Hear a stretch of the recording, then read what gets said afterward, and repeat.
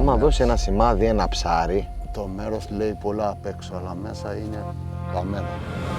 Θες να τα μαζέψουμε να πάμε απέναντι, τώρα που είναι νωρίς? Και να πάμε Τι απέναντι, λες? πού να σταθούμε. Θα πάμε λίγο πιο δεξιά, μετά τη γέφυρα. Αν δεν το δοκιμάσεις, δεν το ψαρέψεις. Μπορεί να είναι και νεκτηρινό το μέρος, που ξέρεις.